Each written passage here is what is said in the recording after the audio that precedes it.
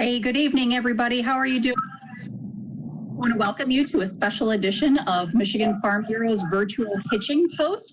As we discuss a variety of topics, and tonight we're going to be talking about extreme weather and climate change. And I've got some great guests here talking with me about that. I want to give you guys a minute to introduce yourselves, talk about where you are and what you farm and some of your experiences that you've got. I'll start off with myself here. For those who don't know me, I'm Laura Campbell. I manage the Agricultural Ecology Department, Michigan Farm Bureau. So a lot of you know me from working on water quality issues or water use issues, and a lot of what we deal is with climate and weather impacts as well. So that's why I'm here hosting with you tonight. Teresa, why don't you introduce yourself? Thanks, Laura. I'm Teresa Sissung. I'm the Field Crops and Advisory Team Specialist at Michigan Farm Bureau. And then my family also has a farm north of Lansing. So I kind of deal with this mainly from the field crop side, but we do have a lot of topics that come up related to climate change and especially weather after last year and everything we went with. So I'm really excited to hear what these other folks have to say. Thanks, Teresa. Isaiah, why don't you introduce yourself? Sure. I'm Isaiah Wunsch. I'm a cherry and apple grower up in Grand Traverse County. So we're in the thick of cherry harvest right now. And it seems like abnormal weather is the new normal for us. So we've been trying to adapt to the changing climate on our farm for about 10 years now. Yep, I definitely hear that. Rita, why don't you tell us a little bit about yourself? Hi, I'm Rita Herford. I farm in the Thumb with my family on Gettner-Brisher Farms in Huron and St. Louis counties. We grow sugar beets, white wheat, dry edible beans, corn, rye, your basic row crops in Michigan here on that side. So yeah, every year is different, different challenge with weather. I don't think there's any 2 years the same. And so I think it'll be a good conversation tonight. Awesome. Thanks, guys, very much. And I especially appreciate you being here, knowing that wheat harvest is starting and cherry harvest is going on. It's a busy time of year. It always is. So I definitely appreciate you taking the time to talk with us tonight and to talk with our viewers tonight. Just to remind everybody, our goal with these Hitching Post series is to bring MFB staff, industry professionals, and farmers into your home for a nice short conversation, 30 or 40 minutes, to allow you to hear what's going on firsthand with your policy, your commodities, your markets on the topics that are relevant right now. We hope as you listen in, if you do have a question, please feel free to submit it using the Q&A box, and we'll try our best to get those into that conversation. If we're not able to get to all the questions, we'll definitely follow up with you because we want to make sure that your interaction works for you. And just as a reminder, we are recording today's video cast. So if you want to go back and re-listen to it or share the video or the links, those will be coming along Thursday on the Michigan Farm Bureau Facebook page, and it'll also be on our Michigan Farm Bureau YouTube page. So getting that stuff just out of the way to start with. Obviously tonight we're talking a little bit about weather and climate change, the challenges that farmers face, not only with extreme weather events, but also with the tendency that we've seen for those weather events, those seasonal climate patterns to really start changing. And it's all over the world, but in particularly in the Great Lakes region and in the upper Midwest, things have been really complex. And just to try to simplify it down and make it easy to look at, I put together just a couple of pictures. Katie, if you don't mind putting that first one up. This isn't trying to mess around with future models or with things that might happen in the future. What we're really looking at is what we've observed up to this point. So over the last about 30 to 50 years of time, we've really observed some very significant changes in what's been going on in the weather. This is a map, obviously, the continental United States. I want you guys to kind of take a look at that Midwest region that includes Michigan and the Great Lakes. And a lot of what we've been seeing over the last about 30 years or so is we're getting more rain, which right now, this time of year, sounds like that would be great, except when we're getting that rain is not when we need it. We're getting more of it in the winter. We're getting more of it in the spring. And we're getting more of it in more intense rainstorms. So when we do get that rain, it's not giving us, you know, the good, nice soaking rain that we'd really like to maximize plant growth. We're getting floods, and we're getting problems like everything washing down river and going into the Great Lakes, which is then making people want to start blaming farmers for algae blooms and everything else, even when it's stuff that is beyond our control. The other picture that I've got up here talks about one of the other issues that we've observed. And again, this is not future modeling. This is what we've seen over the last about 30 to 50 years. And that's that we're getting more unpredictable frosts. So as the global temperature has been edging upward, what we've seen is not so much just it gets warmer. I've talked to probably 24 reporters who ask about climate change, and every time they ask me about it, they always say, are we going to grow corn further north? And that's not the right question to ask here in Michigan, because what we see is with unpredictable frosts, we've got less ice cover on the lakes, we've got more uncertainty for when we might have those damaging frosts. We've got different times than we're expecting when pests and insects and weeds might be marching up through our state. And those are the kinds of things that really present challenges right now to farmers. And that's actually why I'm really grateful that Teresa and Isaiah and Rita are here with us tonight, because I want to turn it over to you guys and let you talk a little bit about some of the challenges that you see and also some of the actions that you take on your farms to help deal with those challenges.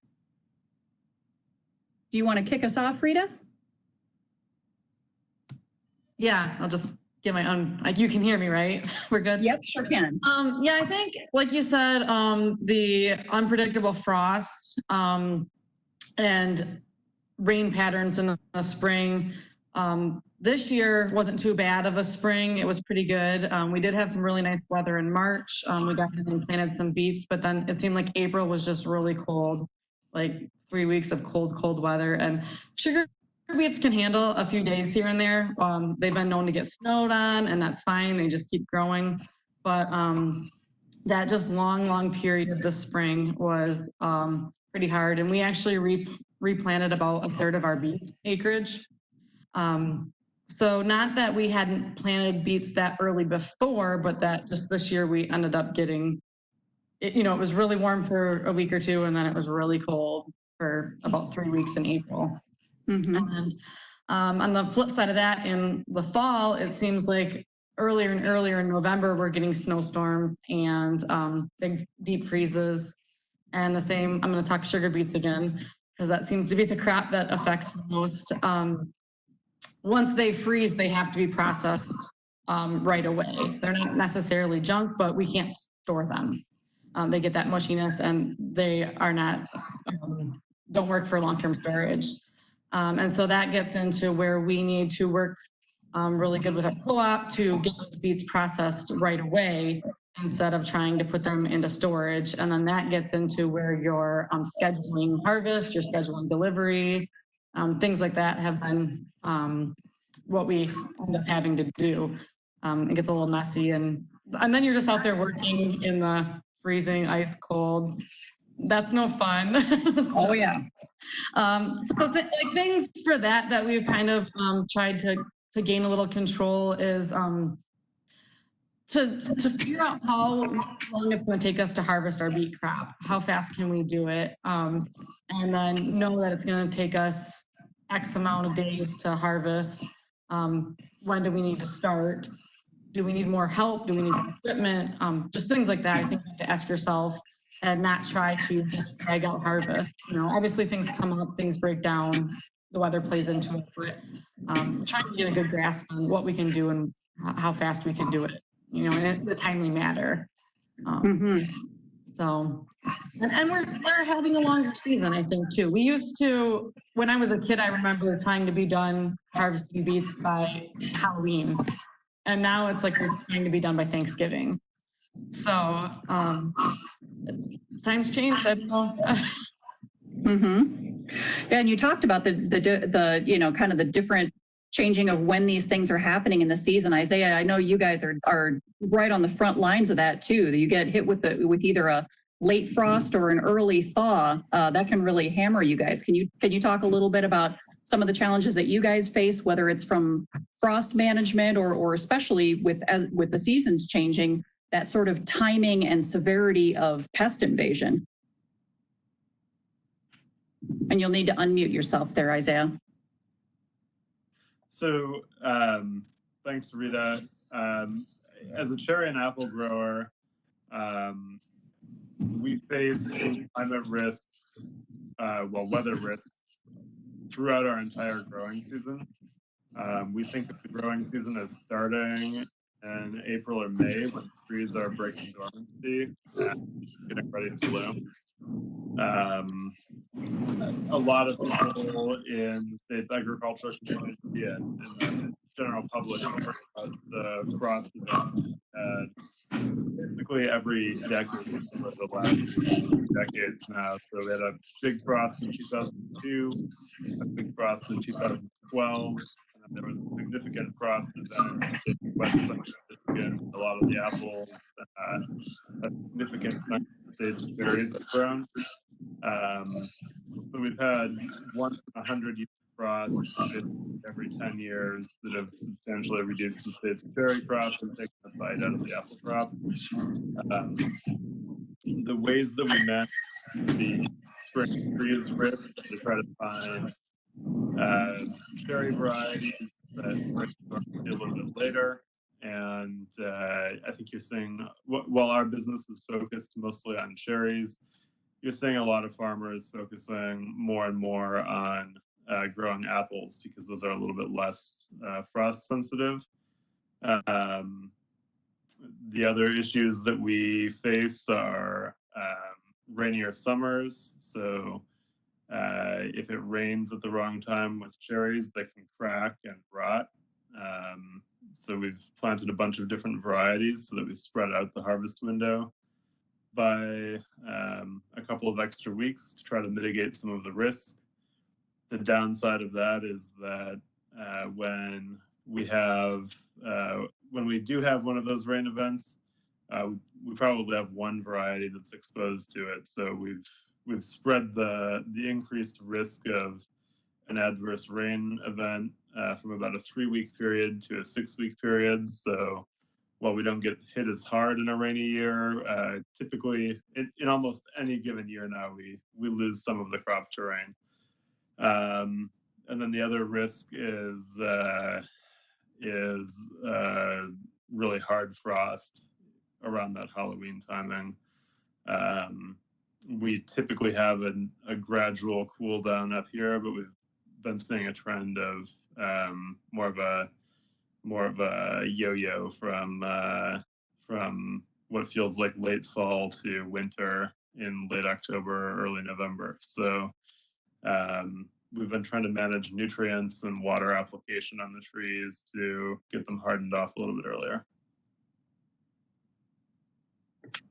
Yeah, good thoughts there.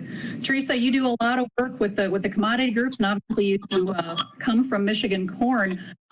Have you noticed, or can you talk about some of the work that's being done on developing different varieties of cropping tools and even varieties of crops that are able to be better adaptive to some of the changing conditions that we see? So while we're seeing a lot more rain, it's tougher to develop varieties that can resist, being underwater. But there have been a lot of the companies looking at more varieties because we do seem to have these dry periods, kind of like we're in right now in the middle of the summer when we need the rain. So there is a lot of work that's went into some of those drought tolerant varieties. What a lot of the commodity groups are doing is on kind of the soil health piece and how can we make sure we have a healthy soil, which therefore makes it more resilient, and that can make it withstand some of these really challenging weather situations. When we're dry, it can hold more moisture, or when we're wet, it's less resistant to, you have less erosion. Those things is what a lot of them are really working on.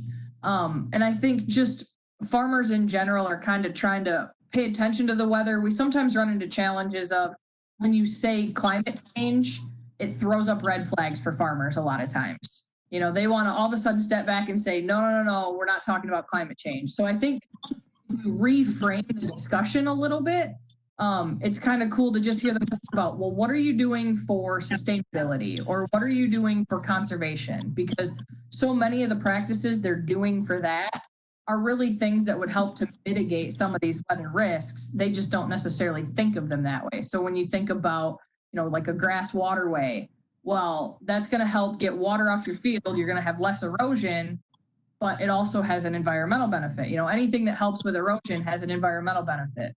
So there's a lot of things like that that these groups are working on, but the real push now is kind of towards regenerative agriculture and soil health.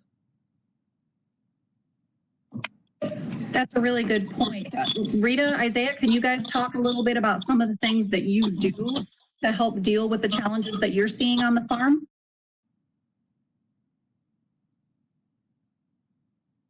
Sure. Go ahead. So, yeah, if you want me to go first, I can, Rita. Yep, go ahead. Yeah. Okay. So we have been planting a lot of new varieties. We've been looking at varieties that come out of Canada because we feel that those will fit better with some of the changes that we're seeing in Michigan's climate. We've got varieties that probably never would have worked here during most of my dad's career that are outperforming some of our tried and true Michigan varieties at this point. So, new varietal development is a much slower process in the fruit industry than it is with some of the major commodities, but that's one option that we're looking at. And then that's the big focus for us, I would say. We've got some other practices. We plan to stand here sites as well to try to handle some of the excess moisture that we're receiving as well. Are you seeing new insect invasions or different timing of them that's causing you challenges as well? For us, it's really more of a disease issue. I think we're starting to see some pest pressure coming from changes in pesticide labeling over the course of the last 5 or 10 years. But we're seeing sustained pressure from some diseases that used to be more like one-offs, like early season diseases that we would treat a couple of times per season for. We're finding a need to treat for more regularly, and I think that's because we just have more of those mild wetting events throughout the summer. So the climate in northern Michigan has historically been pretty dry after mid-June, and we're seeing a shift to not a whole lot more moisture, but just kind of continuous wetting events. So what some of our colleagues down south would be looking for, we're getting a little bit too much of. So we're looking at varieties that are resistant, that have natural resistance to some of those diseases, and just trying to figure out different ways to configure the orchards so that we maintain as much life in those crop protection materials as possible. What about you, Rita? What kind of other challenges are you seeing, or more particularly, what actions and tools and practices are you guys using on the farm to help deal with some of this unpredictability? Right. So, like Teresa said, that the different things that farmers are doing, and you're not really thinking of it as I'm doing this to, help the environment, but more, I think we always do things that benefit us directly. So just stuff to increase soil health, reduce erosion, reduce runoff. So yeah, grass water strips in like the valleys of the field, cover cropping. We seem to now, we always have something on the top of the soil. So after sugar beets, we're spreading rye for a cover crop. Clover interseeding in wheat, just different things like that. I'm trying to think here, our rotation. So we would harvest dry beans and then we're going to plant wheat in the fall, right? So then that's something that's covered all year. Once we harvest our wheat, we're normally spreading manure and then either planting like oilseed radishes or a clover. We're kind of getting away from clover and doing oilseed radish because of the benefits for sugar beet cyst nematodes. So from there, so that's covered throughout the fall then.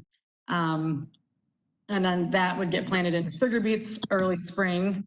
And then from sugar beets, we're putting rye on again because we follow that rotation with dry beans, and dry beans are planted later in June. So now we have cover on the ground all spring.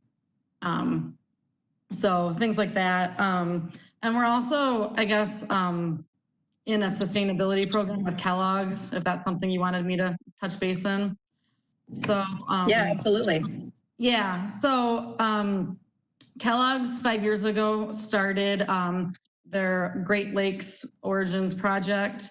And what they basically did, they have, I think, 60 of these projects throughout the world in 20 countries, but we're Michigan wheat. So there's a group of 19, 20 farmers, and we're helping tell the sustainability story to Kellogg's consumers. So they buy our wheat through Star of the West. That's where we market our wheat. They make it into flour, and then it goes on to Kellogg's as a buyer from them. And so their big thing was to be able to back up farmer sustainability stories of cover cropping, of reducing erosion, reducing fertilizer into our waters and things like that, putting caps on the end of our tiles to keep water in the field when we want it and let it out when we don't. But so anyway, so they need the data to be able to make claims that farmers are doing better things and reducing their carbon footprint. That's a big thing they mark us on. Greenhouse gas emissions and fuel usage and things like that. Nitrogen use versus bushels harvested and our yields. So what we're doing is we're using a third party to keep our crop records digitally. And then at the end of the season, we're submitting our fields to them. And then it all gets aggregated. So they never can see what farmers what, but the 20 farmers together, what are we doing? And benchmarking that against different regions and different states and how we're performing. So that way they can tell that story about what we're doing and how we're reducing greenhouse emissions, you know, versus what we were previously, you know. So we're on our 5th year. So right now we're just getting into it where it's really fun to go back and see like what's changed. So the first few years, the data is kind of, what do you compare yourself to? You know, there's not a lot to look at. So yeah, it's a pretty new program to be involved in. And then, like I said, us farmers, we only want to do stuff if it benefits us directly. So we get to use this program. LandDB is the computer program that I keep our crop records with. So it's all digital. I find it very user-friendly. All of our fields are in there. And then I can take that and add in like invoices and yields, and I can go crop by crop or field by field and look at profitability. So that's probably what I find the most useful to my benefit, is that I can look at this and say, and actually have a legit number with what that field yielded. Everything that is applied to that acre is entered in. So cover crops, fertilizer, crop protectant, seed, and then I associate a cost with all of that.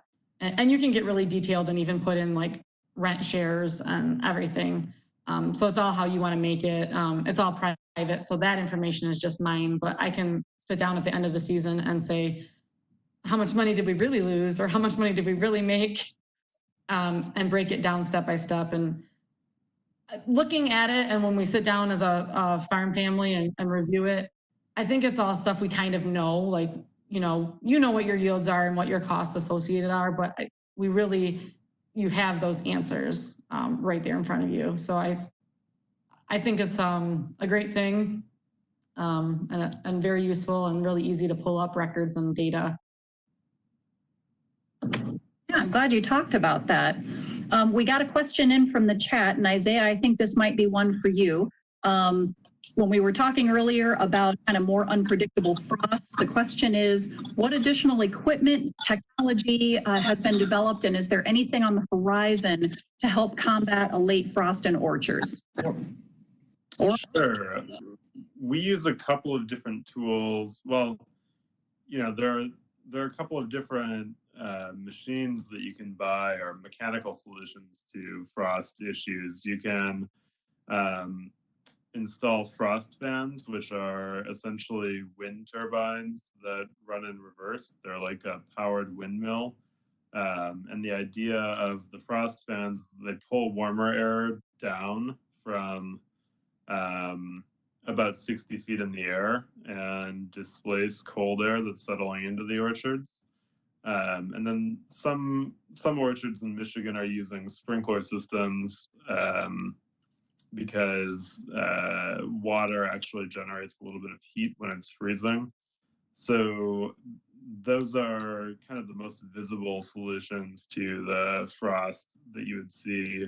The less visible solutions would be recalibrating the sites where orchards are planted, making different decisions about what kind of rootstock the trees are planted on, varietal selection.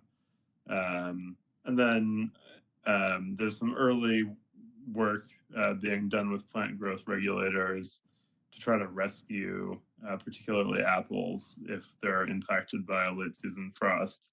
So there are a few different solutions on the horizon. You know, my philosophy as somebody who's planting orchards which have a long life cycle is that it's always best to set up an orchard that's going to be resilient on its own, and then use the frost fans or sprinkler systems as an extra insurance policy, not as your only insurance policy. Hey, thanks. Teresa, you talked about regenerative agriculture earlier, and hearing Rita talk about the program that she's involved in with Kellogg's, how are those similar, or can you talk a little bit about what is regenerative ag for either people who aren't familiar with it or who read it and went, oh my goodness, here comes the next new buzzword. I think regenerative ag is still really being defined. It's kind of something you started to hear this year. It pulls pieces from, what a lot of farmers talk about with sustainability and conservation practices. It sort of pulls in soil health. Like, I don't know if anyone has a real definition. It's sort of like, well, what is sustainability? And it depends on the person. I think the term is so new that no one has a real great definition of it yet, but it's a lot of practices I think that farmers are using. And I think some of it too is going back to maybe some of the principles that have been used in the past, a little bit with what Rita talked about cover crops and having something living in that soil all the time. There's a big push towards planting green. So planting, rather than working the soil, you plant into an already green crop to see how that helps and how that can really improve your farm. So there's a lot of principles that we all sort of know. They're just trying to put a label on it. I don't think it's anything necessarily earth shattering. It's just, it depends on who you talk to as to how they define it. I agree, Teresa. Yeah, I think it's just one of those things like sustainability. As much as I'm like pro doing things sustainably, I hate the word. It's so overused, and it's, what do you define it as?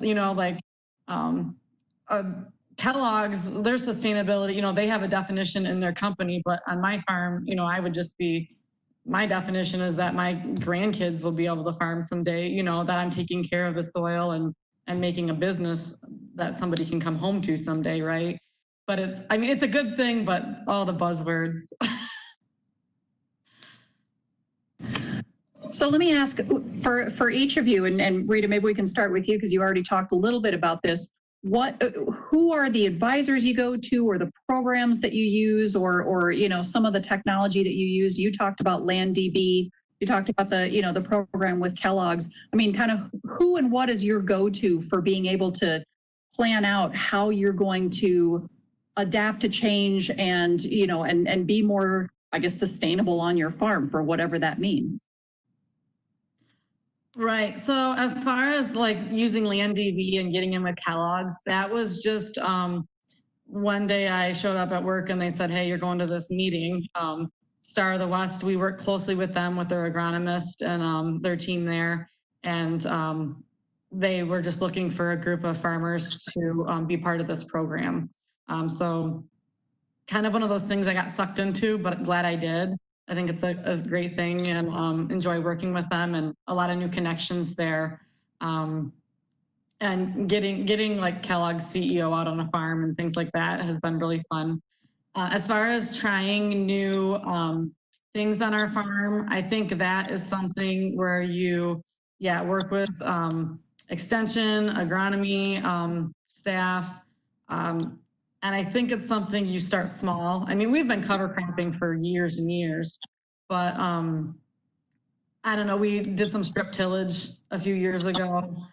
Just something where you just take one field and split it in half and do stuff. Same with different crop protectants and things like that, different fungicides. It's just a little bit of trial and error. I think a lot of it, you can talk to your neighbors all day long, and maybe that is a good source, but everything I think you have to try for yourself, and it's nothing that anybody wants to dive in head first, but being that farmer that's going to take a risk and do a little bit of your acreage, and anything new, you need to try it more than 1 year. You can't do something once and say, oh, that didn't work. If there's something that you think there's potential benefits there, try it again, but just start on a small scale, small risk. Isaiah, anything you'd add to that? Sure. I spend a lot of time during the winter looking at what Washington State University is doing, what MSU Extension is doing with sweet cherries, and trying to collaborate with other tree fruit growers around the country and the world to figure out what's really working well. The fruit industry is it's a small group of people, even if you look at it from a global standpoint. But I think we collaborate pretty well together. We are really kind of at the forefront of developing new fresh sweet cherry orchards in Michigan on our farm. So we a lot of times have to take a look at what MSU has achieved in a research trial and take the plunge on planting the first commercial pilot in the state on our farms. So we've been doing that, monitoring how those trials work in our climate and sharing the results with other growers. So that's how we try to incorporate climate resilience practices on the farm. In terms of sustainability initiatives, fresh sweet cherries are usually one supply chain step and 48 hours separated between our farm and the end consumer. So we try to be responsive to what those consumers are looking for and really look at what the best practices for a farm should be, because I think we do have quite a bit of visibility with our consumers. So being responsive to consumer demand and the market is important to us. So we've, for instance, we've been participants in the MEEP program for over a decade.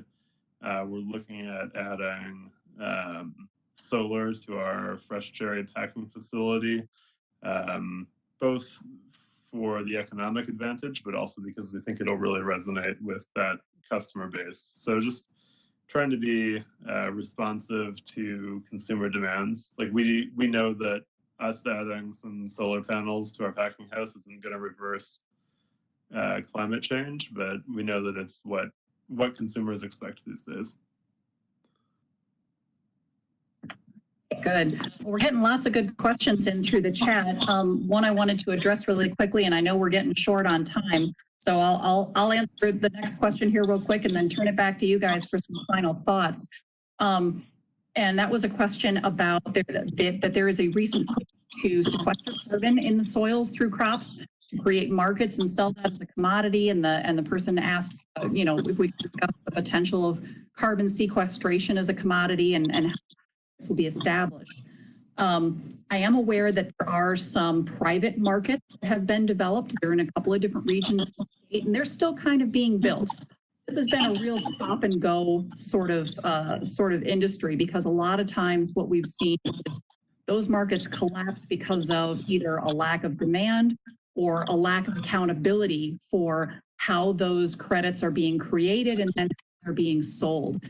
The newest effort that we're watching with a lot of interest, because Senator Stabenow co-sponsored this bill, it's just been introduced, and what it would do is it would involve USDA in actually kind of helping to facilitate that market creation, that they would certify practices being done and what credit, and how much credit those would be worth, that they would help those markets, the people who are looking to buy credits in order to be able to find the farmers that they need to work with, and also to make sure that they are using the credits in the way that they're intended to do. So this is still really an emerging market, and it's something we're pretty interested in. I got say cautiously optimistic.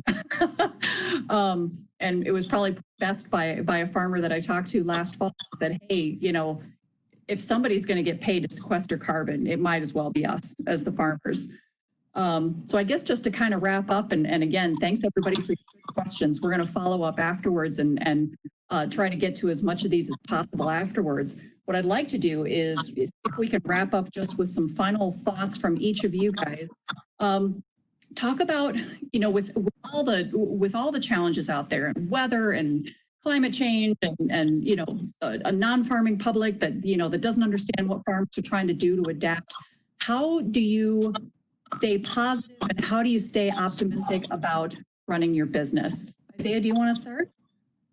Sure. I think as we go through another generational cycle in agriculture, the number of people involved or the percentage of the population involved in production agriculture, I think is going to drop by another factor of 10. So while that can be a challenge for us as we try to advocate on behalf of agriculture, it also means that those of us who are still involved in this industry have more and more opportunity to make a meaningful impact on an individual level.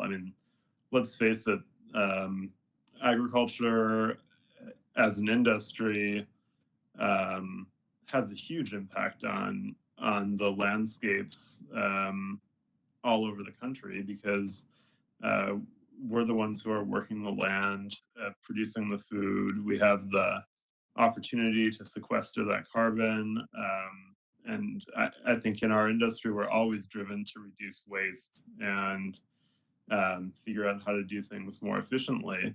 It's just a question of whether the policy is going to be used to properly incentivize farmers to play the active role that we can in resolving this problem that faces the entire world.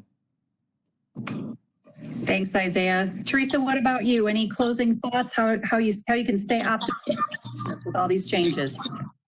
So I think, especially as we went through 2019, and it was so challenging, and there was a lot of farmers who struggled. I think the big thing that so many of them talked about is just it's what they love to do. So just in general, if you're going to be involved in agriculture, it's something that you're passionate about. So even with dealing with all these changes, it's just because you're so passionate about it, it's something that you're going to continue to do. It's that love of the land. It's passing it on to the next generation. I think those are the things that we talk to farmers all across the state, all across the country, even through challenging times. That's kind of what helps to keep them going, is just, well, I see the next generation, or this is what I just love to do. And that's why they continue to push on, and they want to get better too. So they're almost challenging themselves every year of, how can I get better? How can I get a greater field? How can I be more profitable? And I think that constant challenge, while it's very trying, it also is something that I think a lot of them thrive on too. Good thoughts. Rita, what about you? Closing thoughts on how you stay optimistic with all these in the business? Yeah, just the notes I was kind of making here is like Isaiah said about putting solar panels up and how consumers would resonate with that. I think whether we like it or not, consumers are going to drive our markets, and being able to show them our sustainability side and tell them our story. I mean, we have a great story to tell. I think it just gets muffled in all the noise, but being proactive about the great things we are doing, and getting up in the morning and telling our consumers how it is we grow our food and how it is we be more regenerative and more sustainable, and just putting it in terms where they can relate to it, you know, and things that I thought of while Isaiah was talking. Yeah, we recycle all of our cardboard, you know, and I just think of how many people would think, well, hey, I recycle too at home and things like that. But not because it's, you know, I'm not gonna do it because the consumer wants me to, but I'm doing it because it's the right thing to do, you know, and things like that. So I think it's just finding that middle ground and being able to talk to someone who sometimes we feel like we're worlds apart, and there's less people farming, but we all have that in common, and we all want the world to be a healthy place for everybody to come.